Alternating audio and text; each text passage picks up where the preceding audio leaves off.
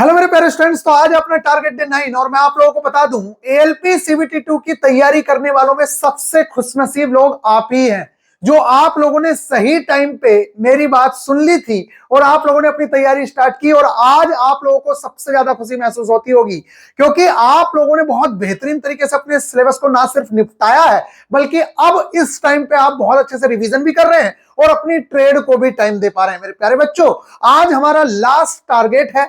इसके बाद कोई भी टारगेट आप लोगों के लिए नहीं आएगा, लेकिन आप लोगों को किन चीजों का ध्यान रखना है जिससे कि आप इस टारगेट के बाद बहुत बेहतरीन तरीके से अपने मार्क्स में इंप्रूवमेंट कर सकें, उन सारे की सारी चीजों पे मैं बात करने वाला हूं। तो मेरे प्यारे बच्चों, सबसे इंपॉर्टेंट तो यह है कि मैं आप लोगों के लिए specially basic science and engineering drawing में टेस्ट कंटिन्यू अपलोड कराऊंगा। उन टेस्ट को मिस मत करिएगा। अभी तक हम सॉल्यूशन पे बहुत ज्यादा ध्यान दे रहे थे, बस आप लोग 2 से 3 दिन इन चीजों को कंप्लीट कर लीजिए, फिर उसके बाद ज्यादा डेप्थ में सॉल्यूशन नहीं भरेंगे, टू द पॉइंट क्वेश्चन का आंसर देंगे जैसा कि आप लोगों को चाहिए इस टाइम पे। क्योंकि पहले हमने दे दिया है, अगर किसी को सॉल्यूशन बहुत ज्यादा देखना है तो वो चैप्टर वाइज टेस्ट के अंदर देख सकता है। और अभी हमने स्टार्टिंग के जो टेस्ट है उसमें काफी डेप्थ में चीजें दी हैं। अब हम जो टेस्ट अपलोड कराएंगे कंटिन्यू, मेरे प्यारे बच्चों, वो आप लोग देखेंगे कि बहुत टू द पॉइंट उसमें सॉल्यूशन होगा और बहुत बेहतरीन तरीके से आप अपनी प्रैक्टिस करके जाएंगे। मेरे प्यारे बच्चों, बिना टाइम वेस्ट किए हुए चलते हैं हम लोग। उससे पहले मैं बता दूं, अगर कोई भी नया बच्चा ज्वाइन होना चाहे तो वो ज्वाइन कर सकता है 251 रुपए में। और ये इनके टारगेट खत्म हो गए, लेकिन न्यू वाले स्टूडेंट्स के टारगेट चल रहे हैं, उसमें अभी 3 टारगेट कंप्लीट हुए हैं। तो मेरे प्यारे बच्चों, ये है अपना टारगेट और बहुत बेहतरीन तरीके से अपने स्टूडेंट ने सीबीटी 1 में रिजल्ट दिए हैं। अब हम बात करते हैं अपना टारगेट डे 9। तो मेरे प्यारे बच्चों, वैसे तो मैं आप लोगों को बता दूं कुछ चीजें बची ही नहीं है। जो मेन इंपोर्टेंट पार्ट था वो 90% से ज्यादा निपट चुका है। अब मैं बात कर लेता हूं, जैसे कि आप लोगों ने देखा कि बेसिक इलेक्ट्रिसिटी से कितने क्वेश्चंस आ रहे थे, 49 क्वेश्चंस। हीट एंड टेम्परेचर से 49 क्वेश्चंस, ऐसे मास वेट एंड डेंसिटी से 42 क्वेश्चंस। लेकिन अगर पूरी इंजीनियरिंग ड्राइंग की बात करें तो मेरे प्यारे बच्चों सिर्फ 30 क्वेश्चंस आए हैं, जिसमें कि हमने ड्राइंग इंस्ट्रूमेंट वाला पार्ट निपटा लिया है। बाकी जो चीजें बची हैं वो बहुत छिटपुट छिटपुट चीजें हैं और उनको भी हम बहुत बेहतरीन तरीके से निपटाएंगे, क्योंकि अब हमारे पास कुछ करने को बचा ही नहीं है। तो मेरे प्यारे बच्चों, हम इस चीज की बात करेंगे। और बाकी ट्रेड में भी मैंने basic science and engineering drawing के साथ साथ डीजल मैकेनिक ट्रेड को इतना बेहतरीन तरीके से तैयार कराया है, वो भी फ्री ऑफ कॉस्ट। इसका अंदाजा आप लोगों को लग चुका होगा जिन्होंने हमारा ये टारगेट बैच फॉलो किया था। तो आप लोग सही टाइम से जुड़ गए थे, उसका बेनिफिट निश्चित तौर से आपको दिखना भी चाहिए। मेरे प्यारे बच्चों, ये है basic science and engineering drawing और इसके अंदर आप लोग देख रहे होंगे कि पहला टारगेट है हमारा लाइंस को कंप्लीट करेंगे। तो लाइन से कैसे क्वेश्चंस पूछे जाते हैं मेरे प्यारे बच्चों, मैं आपको रियल में बताऊं तो लाइन से कोई बहुत ज्यादा डिफिकल्ट क्वेश्चंस नहीं पूछे गए हैं। बहुत सिंपल सिंपल सी चीजें, अगर आप सिर्फ थोड़ा सा टाइम भी लगा देंगे तब भी आप लोगों को समझ आ जाएगा कि हाँ भाई, इसमें कोई बहुत खास चीजें नहीं पूछी गई हैं और बड़ी आसानी से आप उन क्वेश्चंस को भी निपटा सकते हैं। मेरे प्यारे बच्चों, अगर बात करें इसके आगे तो प्रोजेक्शन है, और प्रोजेक्शन में भी अगर आप क्वेश्चन देखेंगे, देखिए लाइन से जो क्वेश्चन पूछे गए अगर मैं आप लोगों को दिखाऊं तो सबसे पहला वही क्वेश्चन पूछा गया कि भाई जो एरो होता है, जैसे ऐसे एरो लगाते हैं और फिर उसके बाद तो उसकी लंबाई और चौड़ाई का क्या रेशियो होता है। तो उस तरीके क्वेश्चन पूछा गया, एक बीमा सूचक डायमेंशन लाइन के सिरे पर मौजूद तीर की नोक लगभग कितनी लंबी होती है, 1 mm अगर उसकी चौड़ाई है तो। अगर भैया 1 mm चौड़ाई है तो वो 3 mm लंबी होगी, 1:3 का रेशियो होता है। इस टाइप के क्वेश्चंस जो पूछे गए मेरे प्यारे बच्चों। आगे अगर मैं बात करूं, नेक्स्ट क्वेश्चन है आप लोगों का कि वृत्त एक उभयनिष्ठ केंद्र रेखा के आसपास स्थित छिद्रों के केंद्र युक्त द्वारा ड्राइंग पर खींची गई रेखा को क्या कहते हैं। यदि किसी इकाई में एक या अधिक से चल भाग है तो चल भागों की चरम स्थितियों का संकेत निम्नलिखित में से किसके द्वारा दर्शाया जाएगा। तो ये सारे के सारे क्वेश्चंस आप लोगों को, अगर आप पुरानी इंजीनियरिंग ड्राइंग की बुक्स देखेंगे तो इस टाइप से देखने को नहीं मिलेंगे। इसलिए प्रीवियस ईयर क्वेश्चन से अंदाजा लगाना है कि किस टाइप के क्वेश्चंस आ रहे हैं, तो आपको समझ आएगा कि इसमें ज्यादा दिमाग खपाने की जरूरत नहीं है, क्योंकि जो पढ़ाया गया है वहां से तो क्वेश्चंस आए नहीं है। ये 2 क्वेश्चंस जो मैंने अभी पढ़े, ये आप पुरानी किसी भी ईडी की बुक में मेरे को दिखा दो कि किसी ने ये क्वेश्चंस डाले हों, किसी ने डाले ही नहीं थे जिस टाइप के क्वेश्चंस आए थे। इसलिए मैं कह रहा हूं आप सिर्फ इसका बेसिक क्लियर करके जाइए, उसके बाद जो क्वेश्चन आएगा वो अटेम्प्ट हो जाएगा, और नहीं होगा तो कोई घबराने की बात नहीं है, क्योंकि यहां से बहुत ज्यादा क्वेश्चन संख्या में नहीं आने हैं। टोटल 6 क्वेश्चन आने का मतलब है हर शिफ्ट में भी एक क्वेश्चन नहीं आया है। टोटल 9 शिफ्ट हुई थी और 9 शिफ्ट में 6 क्वेश्चन आए, तो किसी में एक क्वेश्चन आया है, किसी में नहीं आया है। तो इसके लिए इतना पागल नहीं होना है, जो चीजें आपने कवर कर ली है उस चीज को बहुत बेहतरीन तरीके से रिवीजन करना है, और इसका इंपॉर्टेंट जो पार्ट है वो 1 से 1.5 घंटे के अंदर कंप्लीट हो जाएगा, जिसको मैं बहुत बेहतरीन तरीके से आपको करवाऊंगा। इसके साथ साथ आप लोगों को प्रैक्टिस वाले क्वेश्चंस भी करवाएंगे, तो ये करेंगे।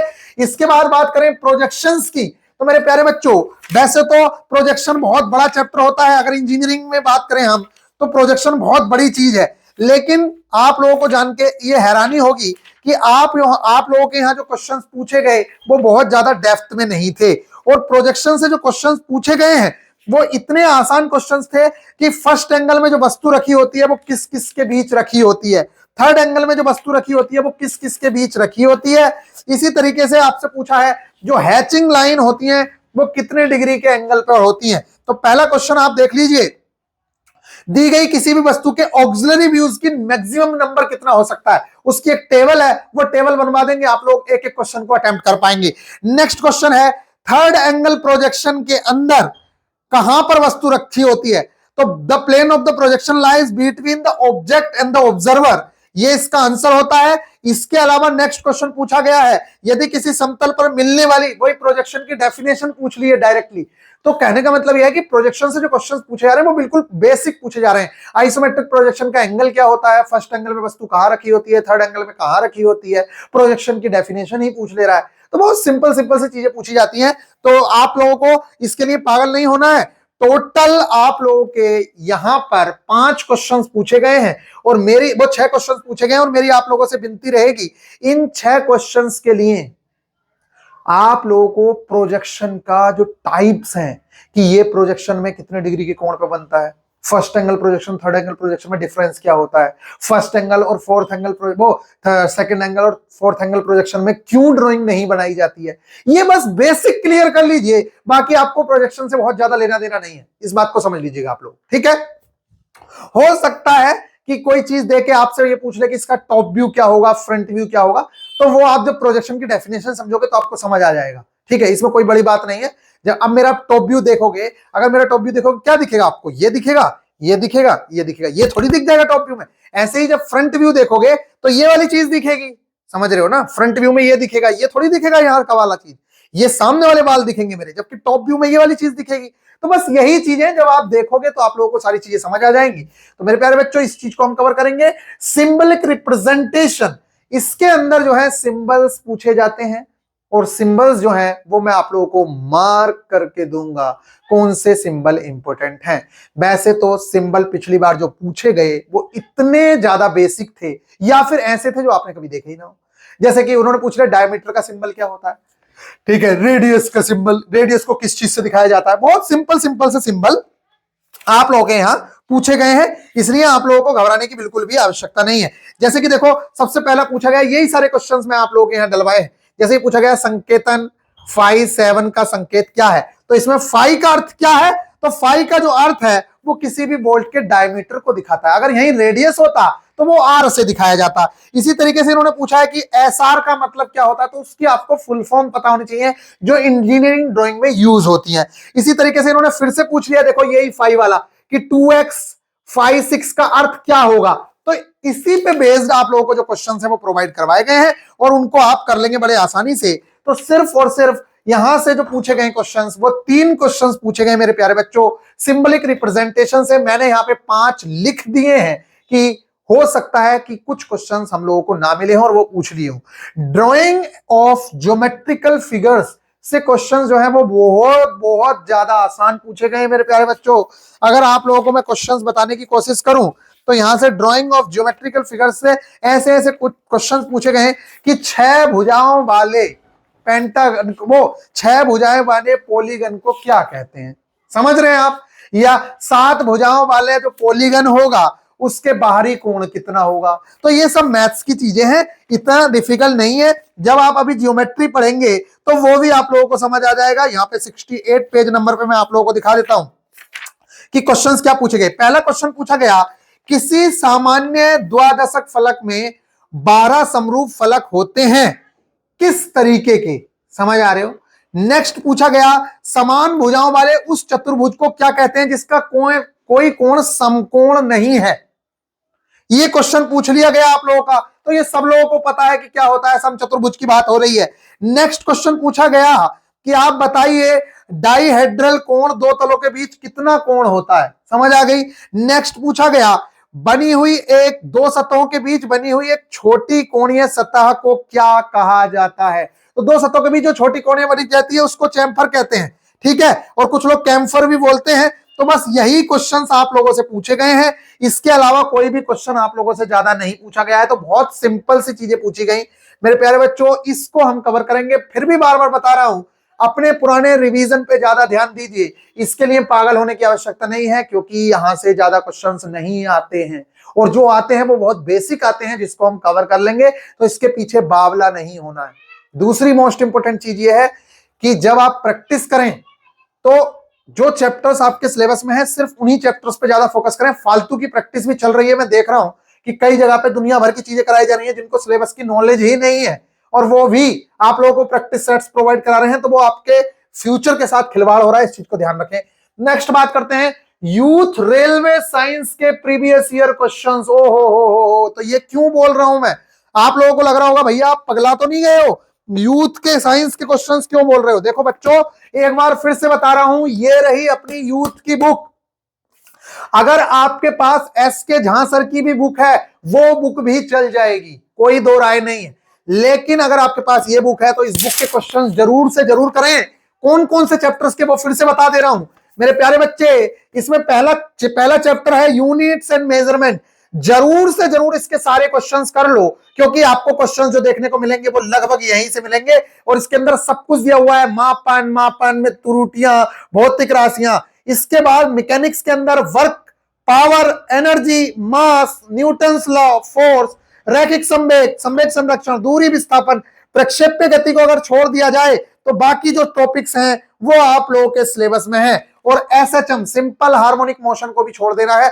बाकी प्रोजेक्टाइल मोशन से आपसे ये क्वेश्चन जरूर से जरूर पूछे जा सकते हैं कि भैया रेंज का फॉर्मूला क्या होगा, मैक्सिमम रेंज किस एंगल पे मिलेगी, समझ रहे हैं, आवर्तकाल का फॉर्मूला क्या होगा। तो मतलब आप लोगों से डायरेक्टली फॉर्मूला बेस्ड क्वेश्चंस पूछे जा सकते हैं, इसलिए प्रक्षेप्य गति के भी डायरेक्ट फॉर्मूला बेस्ड क्वेश्चंस हैं, उनको जरूर से जरूर देखना है।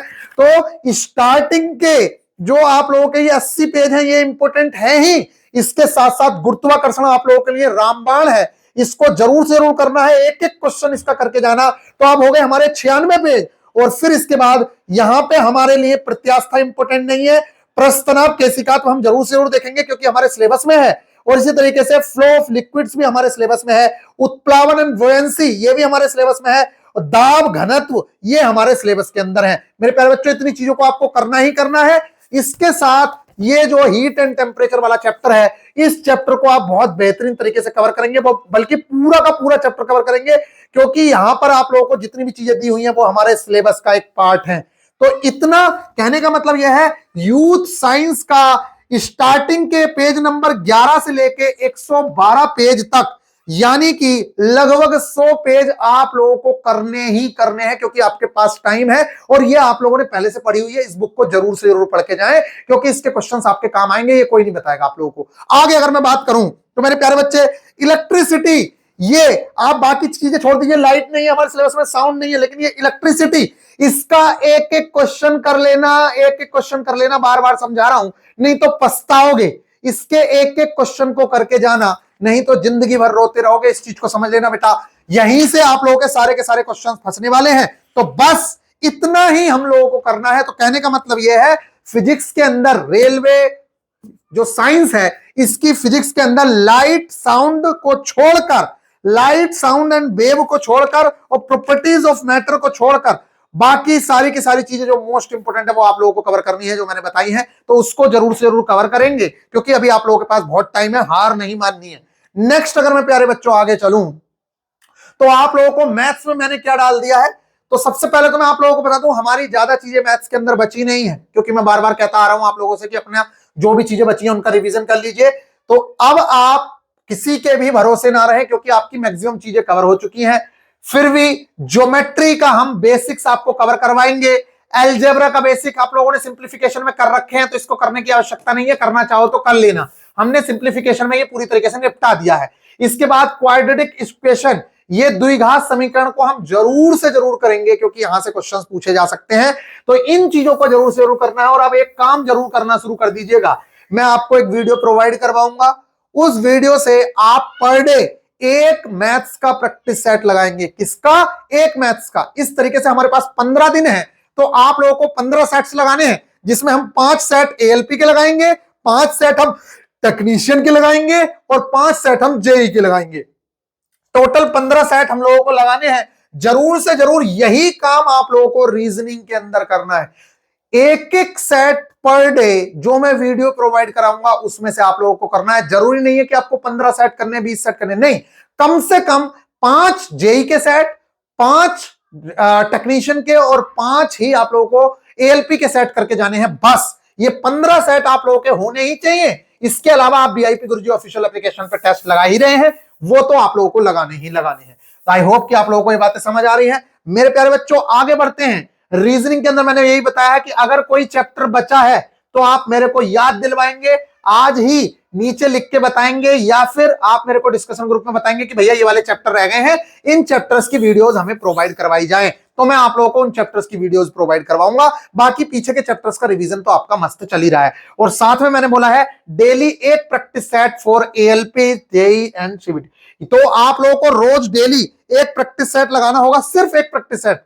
25 क्वेश्चन का एक प्रैक्टिस सेट लगा लीजिए, चाहे वो एएलपी का लगा लीजिए एक, आज एएलपी का लगाया, कल टेक्नीशियन का लगाओ, परसों जेई का लगाओ, आज एएलपी, परसों टेक्नीशियन, जेई। और हमारा टेस्ट तो तीनों का मिक्स है। जो आप हमारे वाले टेस्ट लगा रहे हो वो उसमें एएलपी के भी क्वेश्चन है, जेई के भी क्वेश्चन है, टेक्नीशियन के भी, तो आपको भटकने की आवश्यकता ही नहीं पड़ेगी, सब कुछ मिल जाएगा। ठीक है गाइस, इसको जरूर से जरूर करना है। बाकी मैं एक वीडियो आप लोगों को दूंगा, उसको जरूर से जरूर करिएगा। बात करते हैं आप लोगों की डीजल मैकेनिक की। तो मैं आप लोगों को बता दूं, जहां से आपको पास होना है वो 90% सिलेबस आपका कवर हो चुका है। आप लोगों का अगर मन आए तो कर लेना, और ना मन आए तो मत करना, कोई बड़ी बात नहीं है। ये स्क्रू थ्रेड्स, थ्रेड जो होती हैं उनसे रिलेटेड, एंगल से रिलेटेड क्वेश्चन पूछ सकता है। Cutting tool and marking tool से कोई एक आध क्वेश्चन पूछ सकता है। इसके अलावा आप लोगों का लिमिट्स, फिट्स एंड टॉलरेंस, ये भी चीजें रह जाती हैं, तो आपसे वहां से भी एक आध क्वेश्चन पूछ सकता है, लेकिन मेरे हिसाब से उनके पीछे पागल होने की जरूरत नहीं है, वो फिटर ट्रेड का सिलेबस है। मेरे प्यारे बच्चों, ऑल चैप्टर्स मैराथन, और इसके अलावा डेली एक प्रैक्टिस सेट लगाइए। अब प्रैक्टिस सेट कहां से लगाएंगे, इसकी वीडियोस मैंने आप लोगों को प्रोवाइड करवा दी है। रोज डेली 25 क्वेश्चंस कर लीजिए, 30 क्वेश्चंस कर लीजिए, बस। खाते पीते सोते किसी भी समय, जिस समय खाना खा रहे हो उस समय पे एमसीक्यूज चला के रख दीजिए। 5 घंटे की वीडियो है, 5 घंटे की वीडियो में आप लोगों का बेड़ा पार है, क्योंकि 9 घंटे की आप लोगों ने वाली वीडियो देख ली है, आपने टारगेट्स की वीडियोस देख ली है। इसके बाद आप लोगों को एक 5 घंटे का सेशन एमसीक्यूज वाला कर लेना है, आपका बेड़ा पार है। कोई फेल होने से नहीं, वो फेल होने से कोई फेल करवा ही नहीं सकता आप लोगों को, ठीक है? इस बात को समझ लेना, ये मजाक में नहीं करेगा, ठीक है गाइस? आपको कोई फेल नहीं करवा सकता, ये मैं कह रहा हूं। और फिर भी इसके साथ मैं आप लोगों से ये कह रहा हूं, अगर किसी को भी जरा सा भी डर है, बार बार बताया जा रहा है, लालच नहीं करना है, जिसका जहां से जो उचित लग रहा है जाके परचेज करो, करो जितना जाना है। लेकिन मैंने आप लोगों को बता दिया, कम टाइम में सिलेबस करने का इससे बेस्ट अपॉर्चुनिटी नहीं है। 9 घंटे की जो मैराथन दे दी है उसको देख लो, साथ में जो चीज मैराथन में, जैसे आज पहला चैप्टर कंप्लीट किया, आईसी इंजन पार्ट्स, डायरेक्टली अपनी बुक उठाओ, आईसी इंजन के पार्ट्स को कंप्लीट कर लो। फिर उसके बाद जैसे आपने दूसरी चीज कवर की, फिर उसको दूसरे चैप्टर के अपना थ्योरी वाली चीज जो है वो अपनी बुक से पढ़ लो। बस इतना ही करना है, आप लोगों का बेड़ा पार है, कोई रोकने वाला नहीं है सिलेक्शन। तो गाइज, मेरी ओर से सभी लोगों को बेस्ट ऑफ लक है। बाकी आपके साथ लगा रहूंगा, बेहतरीन तरीके से रिवीजन करिए, और इस चीज को जो है वो थोड़ा थोड़ा थोड़ा थोड़ा डेली एक चीज, बस। अरे क्या करना है, आज लाइंस कंप्लीट कर लेंगे, कल को आप लोगों को ज्योमेट्रिकल फिगर्स कवर कर लेंगे, परसों इस तरीके से 4 से 5 दिन के अंदर ये सारा का सारा सिलेबस निपट जाएगा। बाकी आप रिवीजन करते रहिए मैथ्स रीजनिंग का, और जैसे मैंने बताया है डेली के हिसाब से एक दो प्रैक्टिस सेट जरूर से लगाएं। तो अब जो मैं आप लोगों को टेलीग्राम ग्रुप में चीजें देता रहूंगा, उन चीजों को फॉलो जरूर करिएगा, क्योंकि सिलेक्शन के लिए वो बहुत ज्यादा जरूरी होंगी। मिलेंगे नेक्स्ट वीडियो में, ख्याल रखिएगा, टेक केयर मेरे प्यारे बच्चों, अपना ख्याल रखें। मेरी ओर से बेस्ट ऑफ लक है। कोई भी डाउट हो, कोई भी परेशानी हो, जरूर से बताएं। टेलीग्राम ग्रुप में मेरे को जरूर से बताइएगा कौन कौन सी चीजें रह गई हैं, जिससे कि मैं आप लोगों को टारगेट में वो चीजें सेंड कर सकूं। ये लास्ट टारगेट था, अब आप रिवीजन करिए, अपना बेहतरीन तरीके से टेंशन फ्री होकर एग्जाम देंगे। बाकी आपको एग्जाम के लिए गाइड करता रहूंगा। Take care.